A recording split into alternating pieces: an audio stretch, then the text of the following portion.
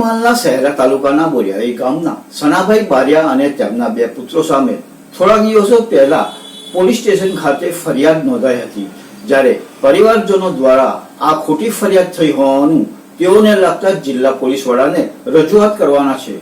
તો આવો જોઈએ શું છે સંપૂર્ણ વિગત। પંચમહાલના શહેરા તાલુકાના બોરિયાવી ગામમાં મંગળા ડાભીના મુવાડા ખાતે રહેતા સનાભાઈ બારિયા, પરબતભાઈ બારિયા અને અમિતભાઈ બારિયા સામે જમીન બાબતે ઝઘડા મામલે શહેરા પોલીસ સ્ટેશન ખાતે થોડા દિવસો પહેલા ફરિયાદ નોંધાઈ હતી। જોકે પોલીસ સ્ટેશન ખાતે ફરિયાદ નોંધાતા પોલીસે જરૂરી કાર્યવાહી હાથ ધરી હતી, જ્યારે કવિતાબેન બારિયાએ પોલીસ સ્ટેશન ખાતે તેમના પતિ અને બે પુત્રો સામે ખોટી ફરિયાદ થઈ હોવાનો આક્ષેપ કરવામાં આવી રહ્યો સાથે જિલ્લા પોલીસ વડાને ગામના જાગૃત નાગરિકજનો સાથે રાખીને કરનાર છે।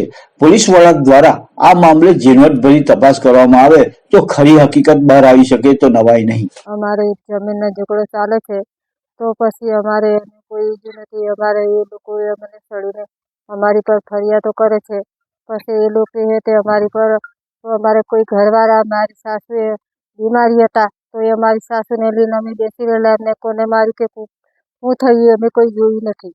તો પછી અમારે મારા ઘરવાળાને એ લોકો કે ધાર્યું લઈને આવ્યો, હમણાં મોઢે ધાર્યું માર્યું અને એ જ બગાડી જાય એમ કરી એ લોકો અમારી પર ઇલેક્ટ્રિસિટી લગાવે છે।